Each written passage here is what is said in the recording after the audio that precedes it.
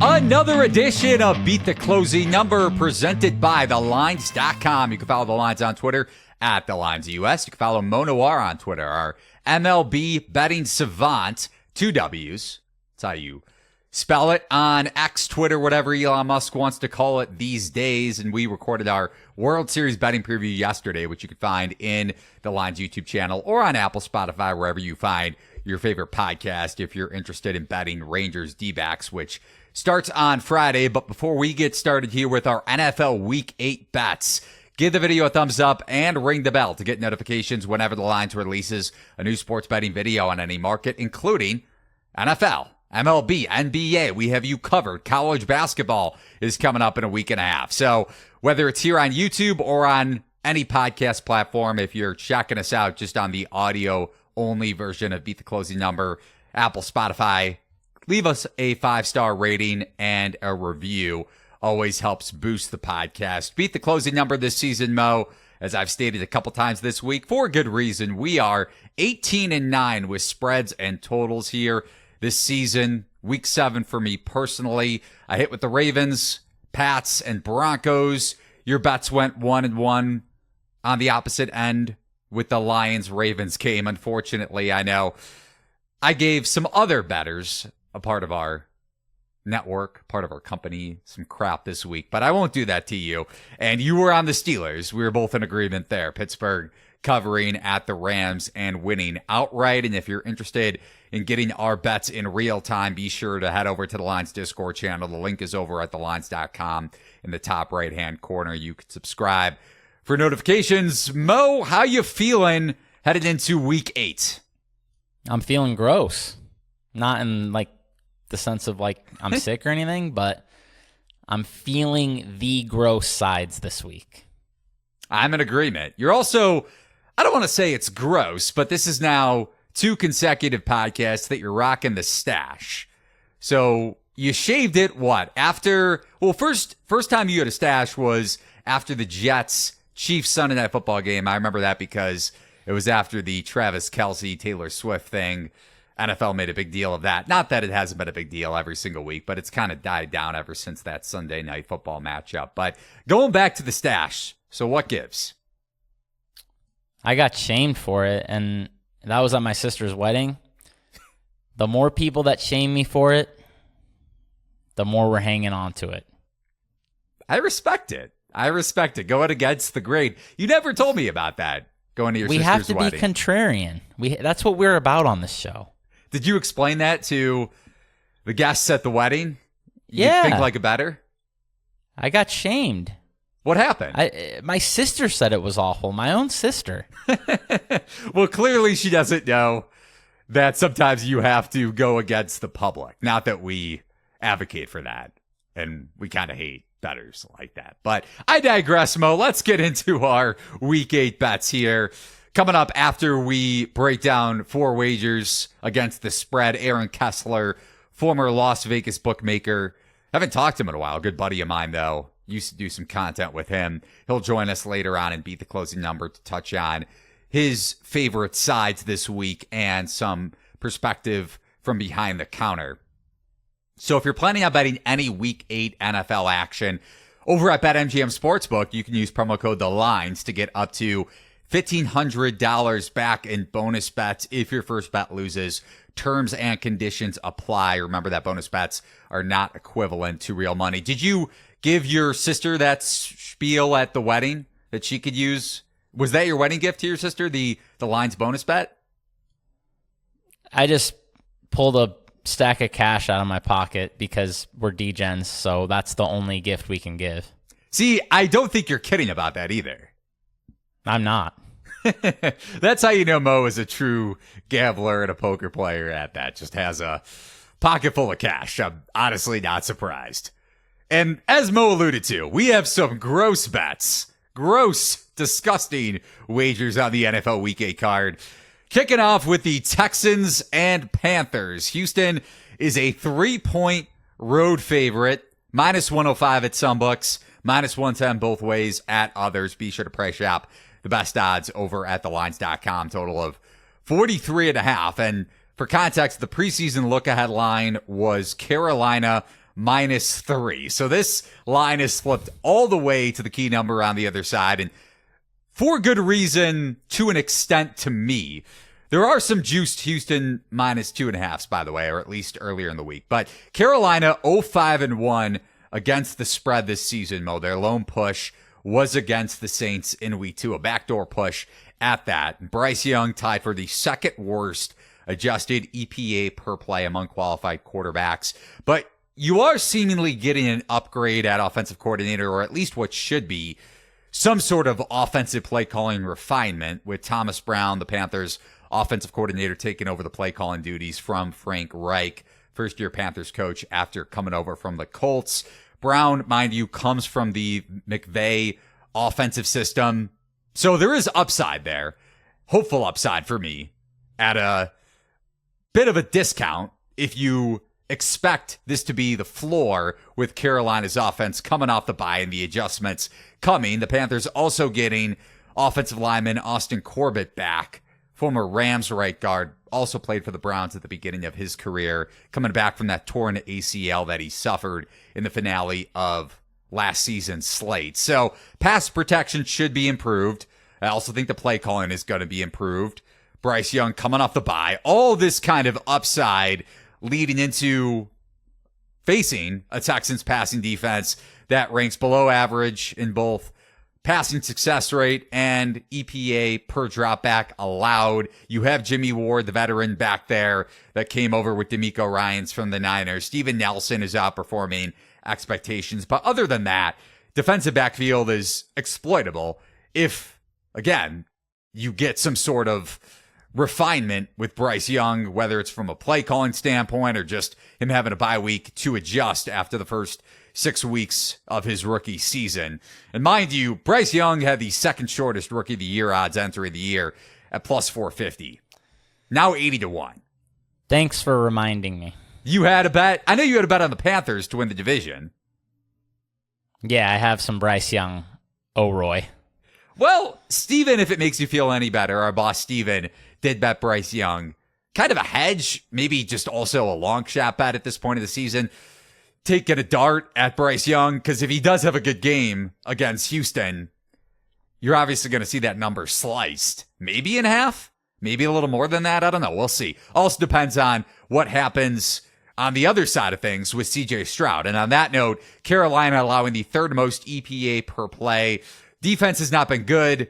Injuries across the board, but potentially getting back Xavier Woods. He returned to practice, one of their safeties, on Wednesday. Also Von Bell, who they got for the Bengals in the offseason, one of their other safeties, potentially back in the lineup. Didn't practice on Wednesday. Not sure of his status as we're recording this, but half of their starting safety unit should be back in Woods.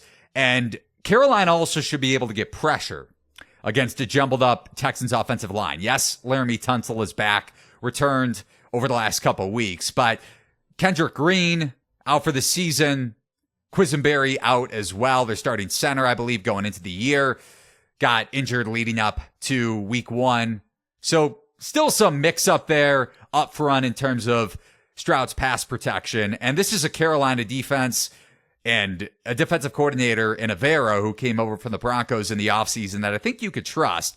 You still have good edge rushers in Burns and Houston coming off the edge. And CJ Stroud, mind you, 27th ranked pressure completion percentage and catchable pass rate under pressure. So I'm still pretty high on this Carolina pass rush. I think they're able to disrupt Stroud, even though he's coming off the bye. So like Young, he's had time to adjust, and maybe Carolina's offensive line has had a chance to get in sync. But I bet Carolina at +3, -110, Mo. What say you? I mean, I kind of like the other side of this one, to be honest with you. I'd like to get some Houston -2.5 into my account. Carolina, basically the worst at everything. I mean, the only thing they do well is rush the passer, like you were saying. But on the other side, you have a quarterback in CJ Stroud who's been amazing at sack avoidance, never turns the ball over. So I think that strength might be a bit mitigated here, if you even want to call it a strength. And then Houston is just a solid team, man. I mean, I power rate this team in the middle of the pack. They're off a bye, so I know that as bad as Carolina is, it's always with these bad teams that I look for some sleepy spots, but I don't think this is going to be one of those for Houston. I mean, they should be ready to go. I also think, like, Carolina, I know that they scored a few points in their last couple of games. I just wonder if any of that is meaningful, just because when you look at the situations, I mean, they were down $1 million to the Lions before they did anything on offense, and then the very next game, you know, they catch Miami sleeping, like I was just talking about, go up 14-0, and then it's just literally 42-7 after that. I mean, basically 42-0. I think they scored the last touchdown of the game. So I don't know if those mean anything, to be honest. Like you said, I do have in my notes about the new play caller. I do wonder what that's going to mean. Frank Reich seems like he might be washed. So, yeah, maybe that does help, but that could also involve some hiccups early on, even if it is ultimately a good thing.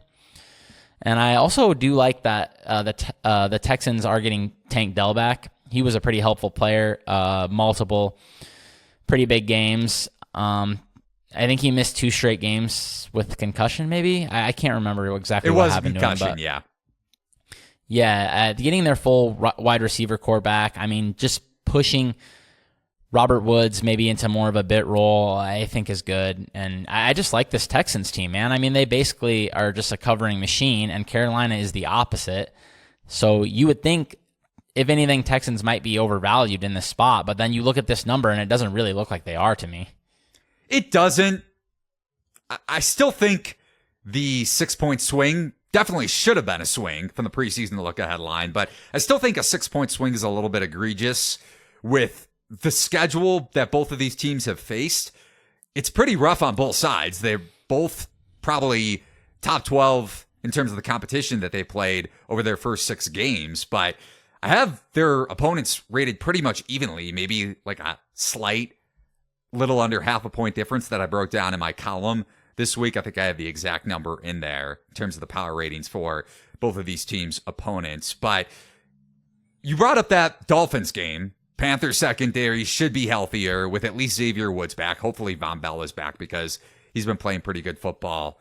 And I noted how the Bengals secondary has taken a big step back without him and Jesse Bates in that defensive backfield this season. And they were due for regression anyways, considering all the backups and poor quarterbacks they faced last year. And they're going to get another one that we're going to discuss in a little bit. But on to the second game. So just to reiterate, Panthers +3, -110. Mo may have a bet on Houston -2.5. And if you want to tail Mo and fade me, head over to the Lions Discord channel to see if Mo ends up adding the Texans later in the week. Ravens at Cardinals. Baltimore is up to -9.5 pretty much across the board after sitting 8.5 throughout the week.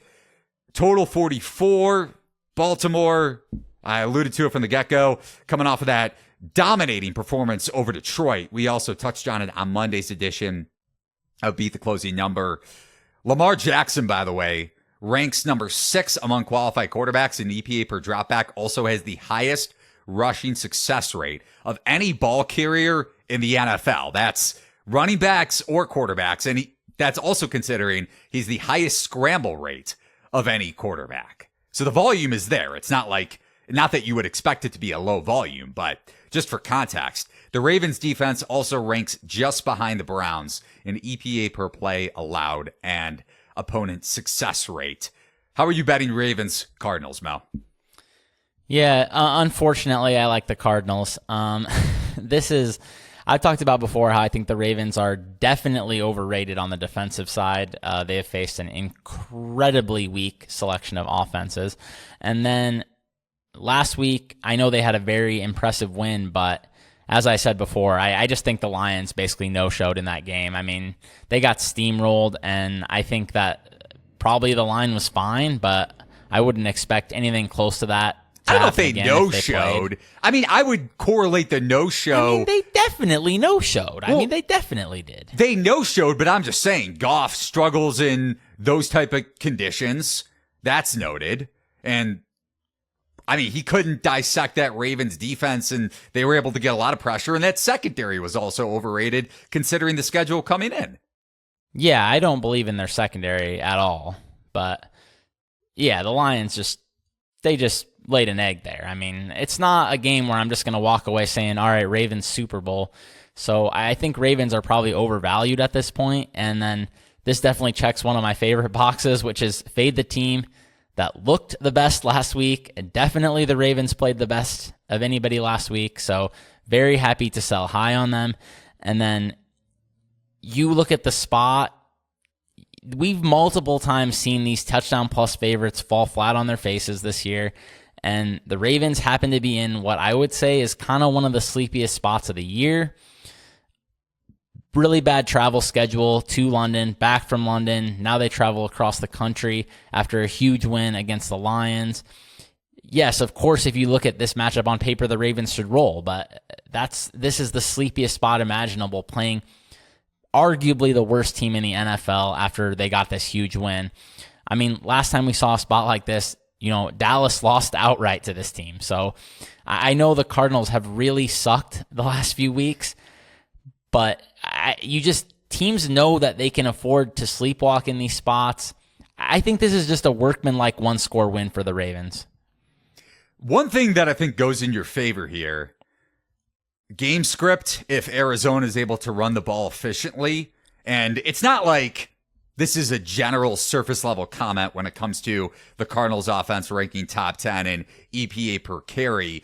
There actually is some stock in believing in Arizona can run the football on this Ravens run D, even though Baltimore has a top 10 run D across numerous metrics, because the Cardinals offensive coordinator, Drew Petzing, comes from that Brown zone rushing scheme, which has had some success, at the least, against Harbaugh defenses, in that when Petzing's been the offensive coordinator against Baltimore in years past, or not offensive coordinator, but on that staff.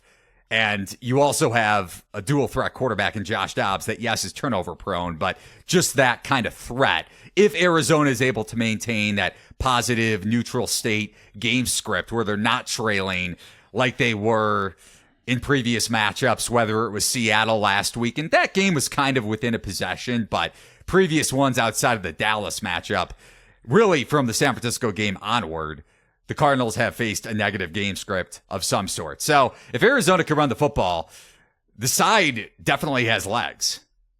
Yeah, and we've seen them go toe-to-toe with solid defenses before. I mean, San Francisco, Dallas, this offense has moved the ball at times, and it definitely has moved the ball on the ground. Obviously, the concern is their secondary is atrocious. They can't stop anybody from passing the ball. But, you do have a quarterback in Lamar Jackson who is very good at times, but also erratic at times. So hopefully, he has one of his more down games, and this is just a close game. I hope Ravens win outright. I don't really care if they cover. I have that Ravens future, so just keep on winning. Not that it necessarily matters I don't really consider. It'll help you playoff seeding-wise for sure. So yeah, win outright. I'm just talking about getting value in the number. I don't really care necessarily about closing futures value, if you want to call it that. I'm just more so concerned with wins at this point. But right, seeding, having a potential shot at the number one seed in the AFC isn't out of the realm of possibility for the Ravens. So good luck to you and your Cardinals bet. If they can keep this thing within a possession and run the football, definitely have a shot to cover, as I was touching on. On to the third game that we're going to discuss, Mo. Chiefs at Broncos, another disgusting plug-your-nose game, at least with the side that I'm targeting. Kansas City down from the spread of 8.5 from the time we talked about this game on Monday. It's now sitting at Kansas City juiced -7. There are some -102s out there in terms of Kansas City being favored by over the key number of 7 at 7.5. Also, -105s for that particular spread. It's a rematch of Week 6. Kansas City covering that one by a field goal. And for some reason, Sean Payton decided to call a timeout on 4th down in the final 30 seconds that gave Kansas City the field goal that wound up helping them cover. So pretty pissed off in that regard, but maybe getting a little bit better of a number because of it here. And the Broncos also won 5-1 against the spread. So you're obviously going to get a potentially inflated number with a team that's struggling to cover and beat the market as a result. Kansas City outgained Denver by 1.5 yards per play in that first meeting. And Denver, although they were outgained pretty heavily in that category, 52% rushing success rate. Consider the league average is 39.4%. Denver also has the second highest run block win rate. So this is a really good offensive line and should have success against the Chiefs run defense that wasn't just vulnerable in that game, allowing an above average rushing success rate overall this season, but third highest EPA per carry to boot. And also consider, I know you kind of laughed at the notion that Javonte Williams is healthier, and I kind of did too going into that Packers game last week. I was the one who said it. Well, I couldn't tell if you were being sarcastic or not. Maybe that's what I No, he looked a lot better. He did. 5.5. I hate to use a very vague statistic like yards per carry, but when you consider 5.5 yards per carry, despite being the only running back in week 7 to face a stacked box on 45% of his carries, I feel like that stat actually has some sort of gratification when it comes to Javonte Williams potentially carrying that over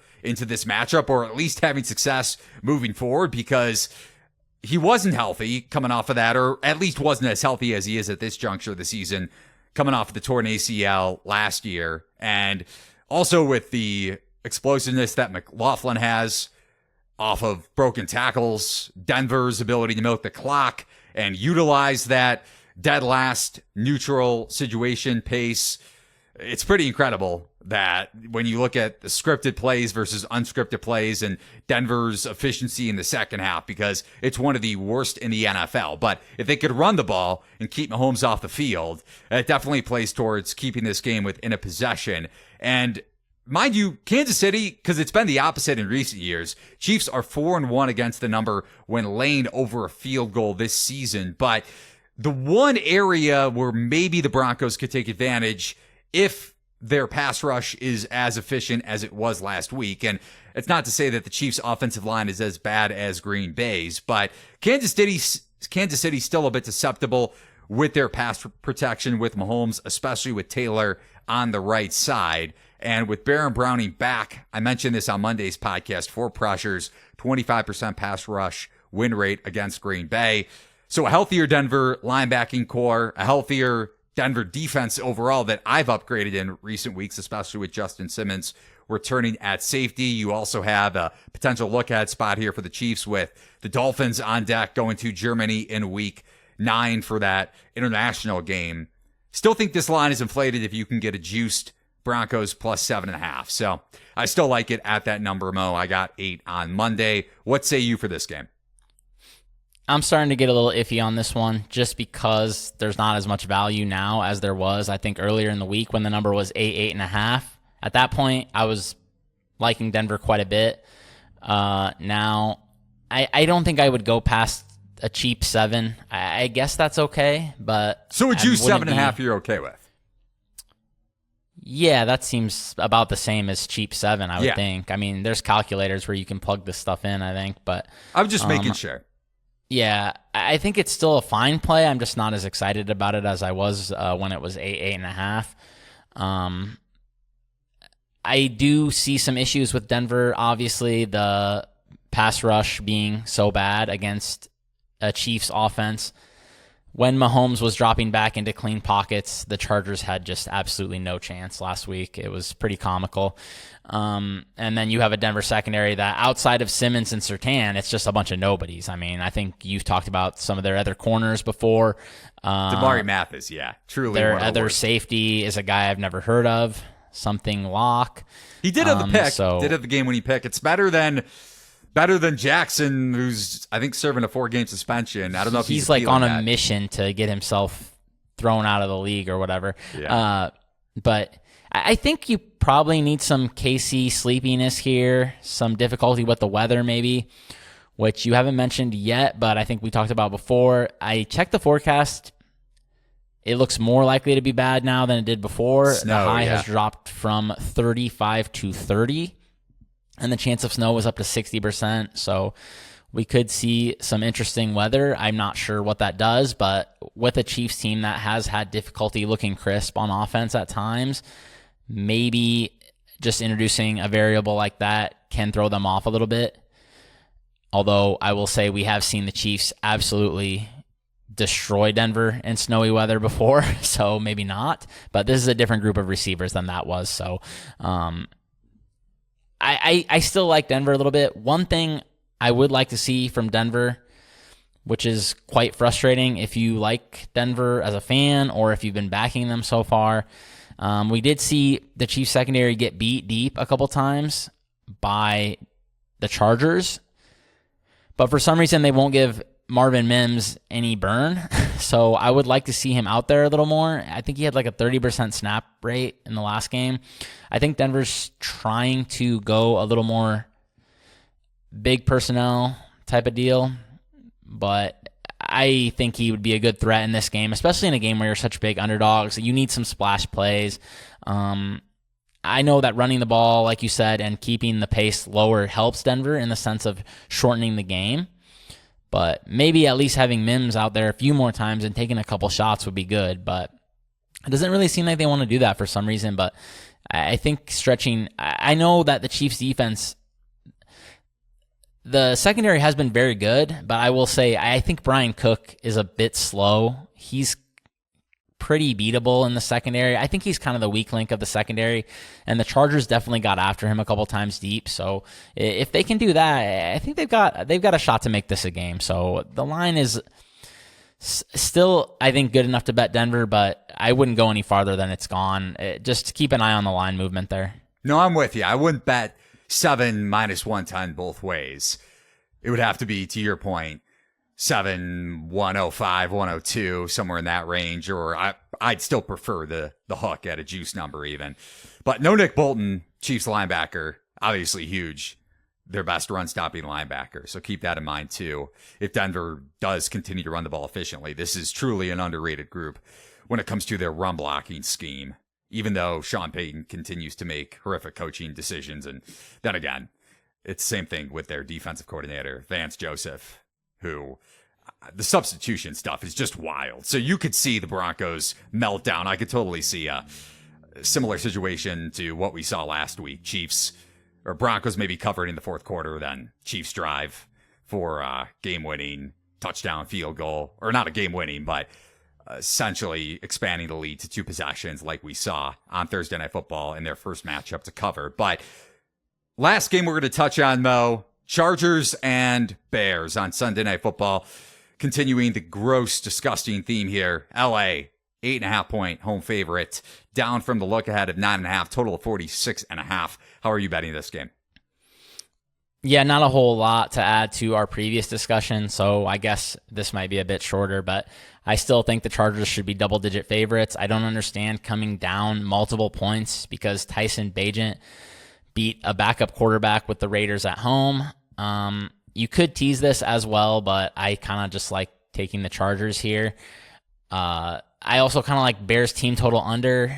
The spread and the total has about like 20 points almost implied for the Bears. It seems high to me when you have a quarterback like Bagent who is just going to be out there throwing 3-yard dump-offs, I think.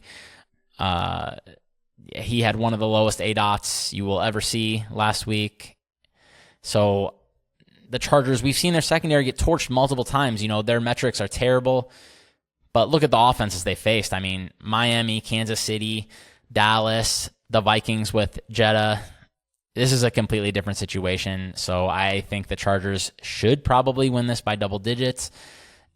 I will say keep an eye on the statuses of Gerald Everett and Joshua Palmer.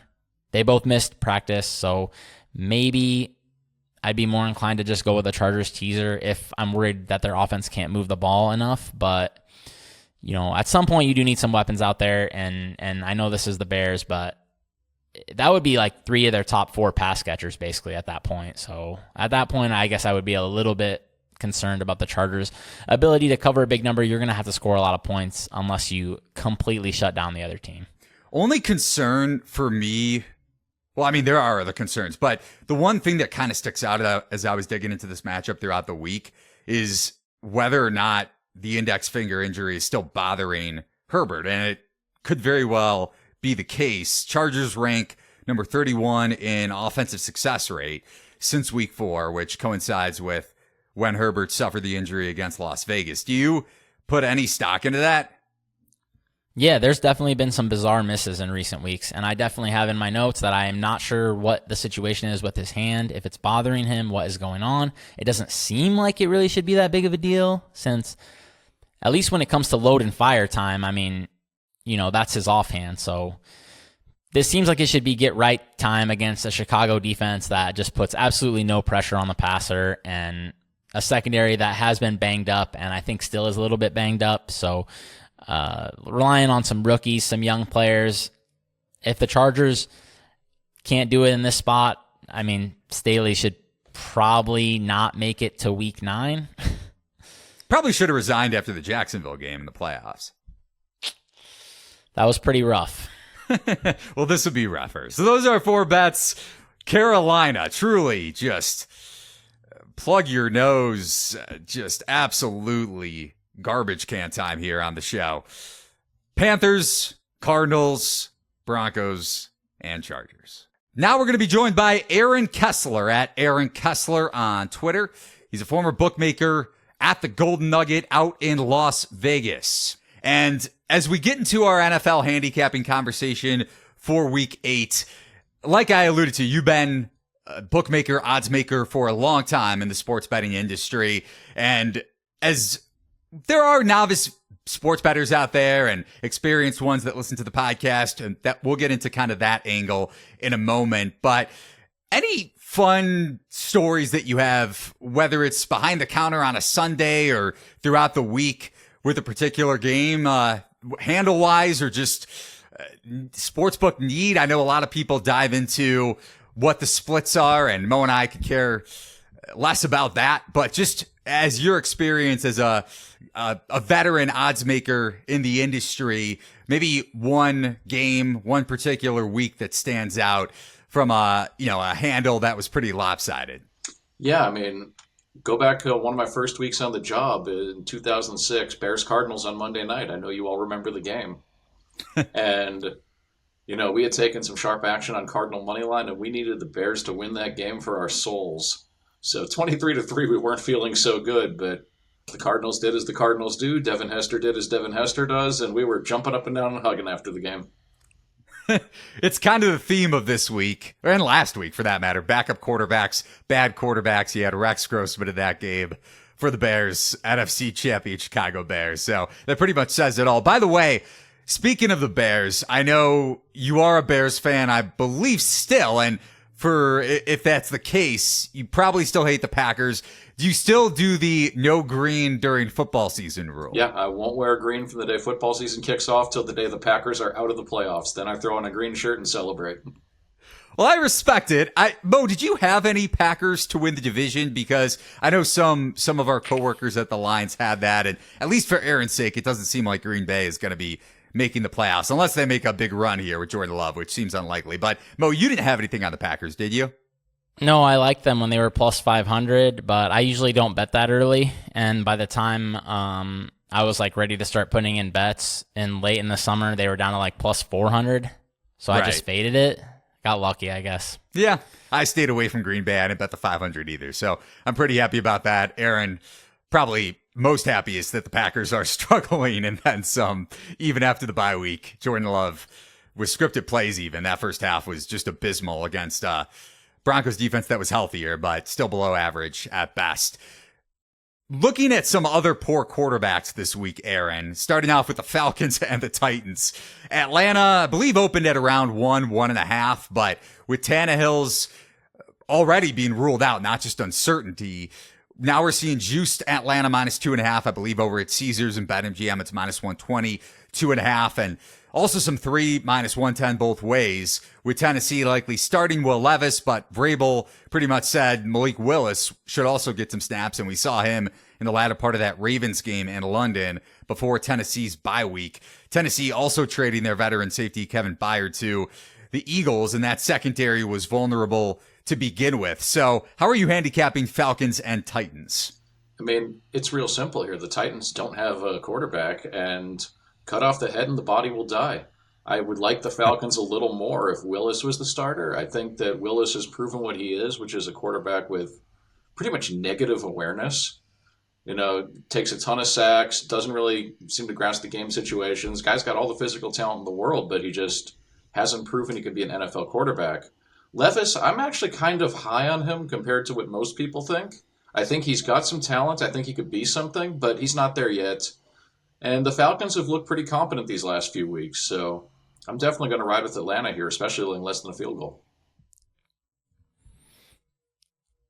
Yeah, I was interested in Atlanta as well, but now that it's up to 3, I think it's a little iffier, but I'm with you completely on the quarterback situation. I would be way, way more interested in the Titans going forward with Will Levis. Malik Willis is just as bad as it gets, but we wanted to ask you also about, speaking of the Falcons, Bijan Robinson had a really weird situation where he barely played last week.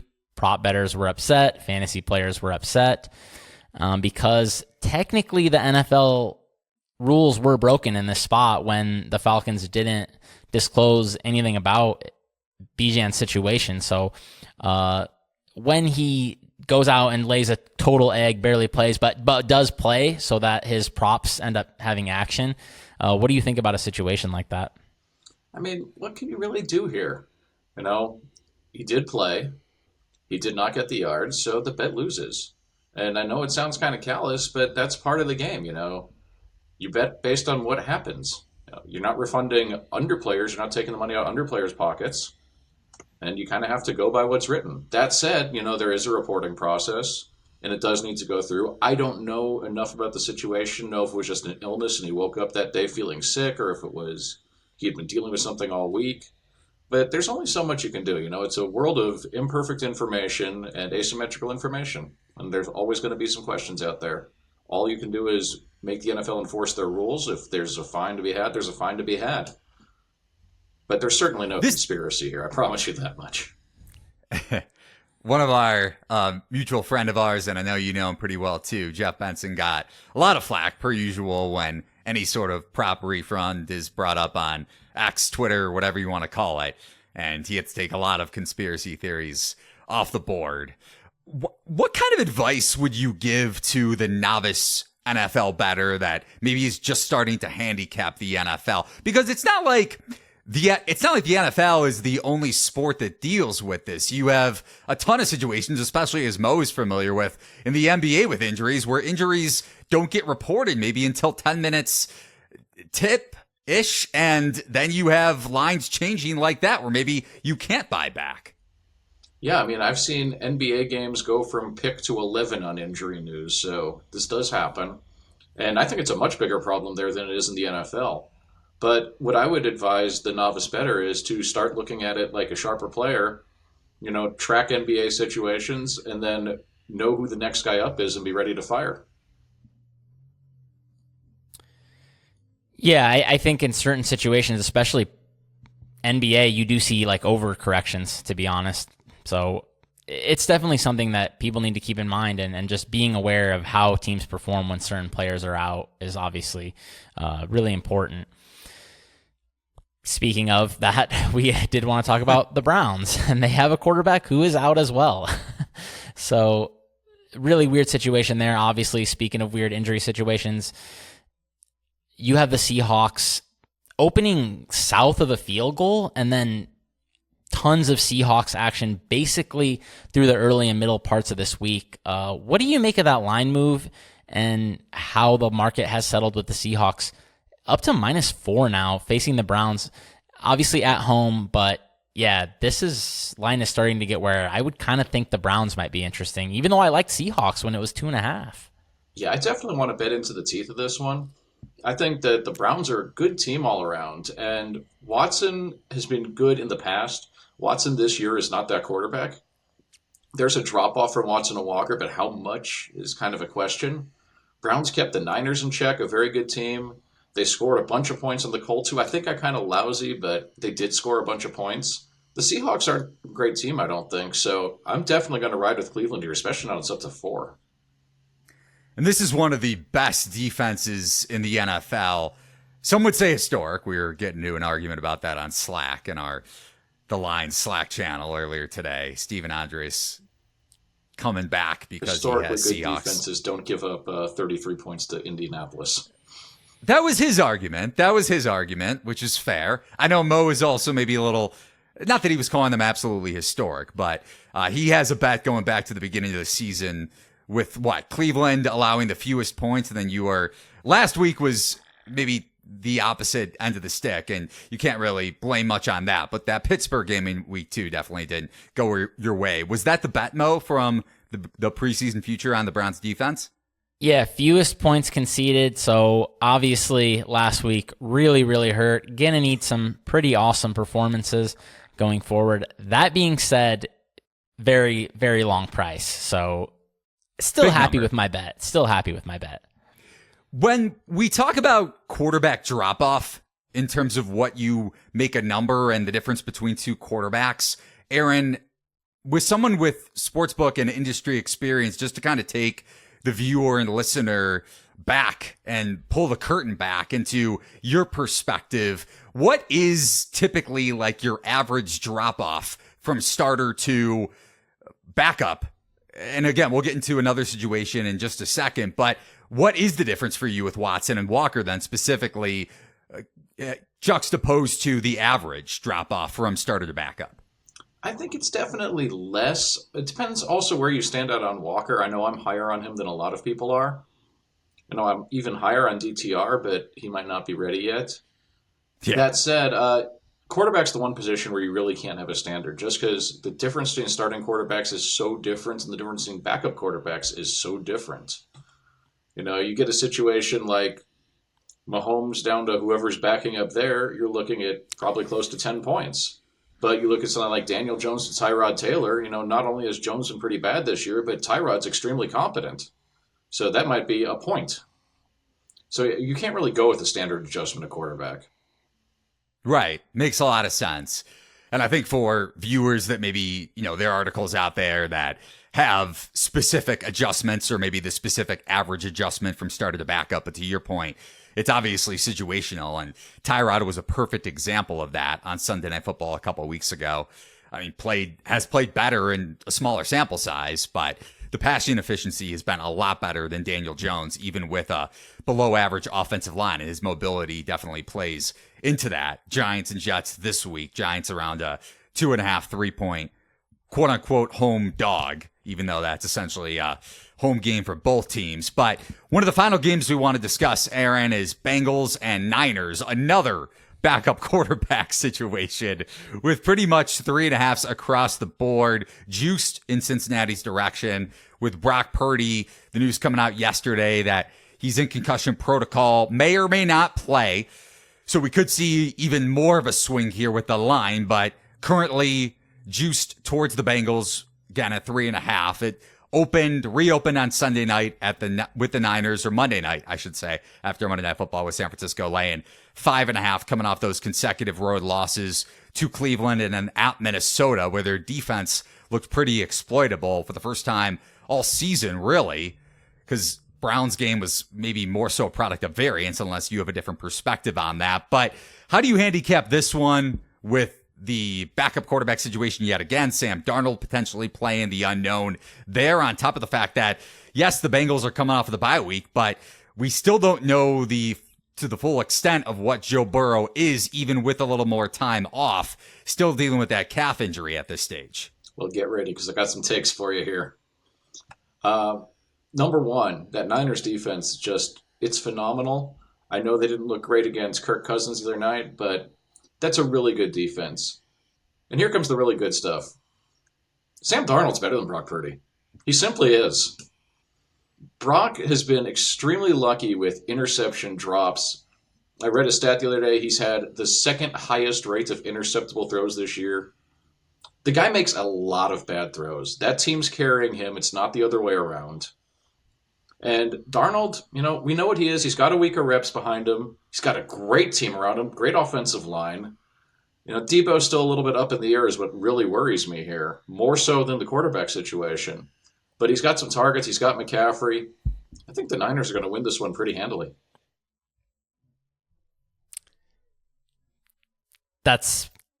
I totally wanted to just take your temperature on Brock Purdy, but there it is. I mean, because there's been a lot of like discussion among even like some of the sharper people on, gambling Twitter and whatnot, like have different opinions about Brock Purdy. There's people that say he's a difference maker, and there's people that say he's completely replaceable and a product of the system. And I'm kind of more on your side of it, where I don't think he's doing much. At the same time, I do see some plays where I really am impressed with his ability to freelance at times, which I think does differentiate him with some quarterbacks who have ran that system in the past. But yeah, it's really interesting to hear you say that for sure. I was super curious, somebody behind the counter experience like that, what they would think in a spot like that, because there does seem to be a lot of respect for Brock Purdy out there in the marketplace. Yeah, the rough part is you can't fade it because the Niners are such a good team around him. So you can't really take advantage of Purdy being kind of overrated. But yeah, this is a guy who doesn't impress me at all. He's fine. He's not a bad quarterback. He's just not a particularly good one. There's probably 15 guys I take above him in the NFL right now. People are going to be coming for you like those ringer quarterback rankings after this. Although maybe not, because of you're ready to go. You're ready to take it on X or Twitter. But one last thing for me on that game, outside of the line adjustment, maybe more so honing in on Cincinnati, how have you power rated this team? Maybe where you had them earlier on in the season, especially with the Burrow uncertainty and that calf definitely being more of an issue than it was over the last couple games, but the offense still hasn't necessarily been in sync. That, not that the Cardinals game was a one-off, but then we saw the performance against Seattle against a more stout defense, and the offensive issues kind of re-arose, whether that was Burrow specific or not. So also the defense has been more susceptible, whether it's on the ground or against the pass. But collectively, how do you rate the Bengals at this point? It's hard to say. I certainly don't think they're a bad team, but they're not the team that they've been the last couple seasons. Burrow's obviously still dealing with something. They have talent. They could break out at any time. I'm just not sure that I want to get behind them at any given point. And this is a team that's broken 20 twice. They've failed to score a touchdown twice. And the Niners defense is not generally your best chance to get right. That's for sure. Even with, there are claims out there, the loss of DeMeco Ryans, it definitely has an impact, and people calling out Steve Wilkes after the Monday night game. But I agree with you, probably more of just a one game sample size in terms of poor performance than anything else. And before we wrap, Aaron, as I touched on from the get-go, you're a Bears fan. And in our last bet that we had on between the two of us, Mo and I, going through our 4 bets this week, at least that we're discussing on Beat the Closing Number, he mentioned he already bet Chargers minus 8.5. Any take perspective on that game? I have a number of takes. What do you I'm not got? a Justin Herbert guy. I don't think he's very good. I know everyone loves him. I don't get it. I think he's maybe 8 to 10 range for quarterbacks in the league. The guy has a gift for throwing the interception in the fourth quarter at the wrong time. And I know it's old school talk. It's not really backed up by the sharp stuff, but he's not a winner. I've just never felt threatened by Justin Herbert. The guy can pull defeat from the jaws of victory. And that said, the Bears defense, not good. I'm not laying any points at the Chargers. I'm in no hurry to ever bet the Chargers to win a game just because they are who they are. But I'm in no hurry to take the points either. I'll watch that one with a beer. Would you tease it? I'm in no hurry to bet on either one of those teams. I know it's Sunday night. We got to get out. We got to get back. Just find some overs and do what you want with those. Take some player props, and then maybe some injuries will arise or someone will get sick. And then we'll get a bunch of more proper. You get a refund tweets. too. You get a refund, indeed. Except for Jeff Benson, he's not handing out any refunds. That's for sure. That's good. You love to see it. So that's our conversation with Aaron Kessler. You can follow him on Twitter at Aaron Kessler, former bookmaker at the Golden Nugget in Vegas. Aaron, really appreciate the time today, and we'll be in touch. We'll have you back on later in the season here on Beat the Closing Number. Sounds good. Thank you. That's Aaron Kessler. For Mo Nuwwarah. Mo, any last words before we head out of here? And people can check out our World Series betting preview where we're backing another dog, another team that is not favored and probably going to lose. No, I'm just sorry for all the people that are going to have to watch this Chargers-Bears game on Sunday night. I don't think it's going to be pretty. It's not. Any of our bets, none of our bets are going to be pretty. I think we're going to be sweating pretty much all of these. I mean, Panthers, Chargers, Broncos, and Cardinals. I don't think you could find a podcast that has a more dumpstery pick slate this week. But for Mo, for myself, at Eli Herskovich on Twitter, follow Mo on Twitter, X, whatever you want to call it, at Mo Nuwwarah, 2 W's. You can follow the lines on Twitter at the Lines US. If you're looking to bet with BetMGM, use promo code The Lines to get up to $1,500 back in bonus bets if your first bet loses. Promo code The Lines is one word. Remember that bonus bets are not equivalent to real money. You can head over to play.thelines.com to participate in any of our contests this week. We're giving away free Amazon. Well, I guess it's a free contest, but we're giving away Amazon gift cards as a result. And also head over to our free Discord channel to get our bets in real time. Link is over at thelines.com. Mo and I will have a ton of more NFL content up over the next couple days over at thelines.com. So that's going to do it for this edition of Beat the Closing Number. Thanks for watching and listening. So long, everybody.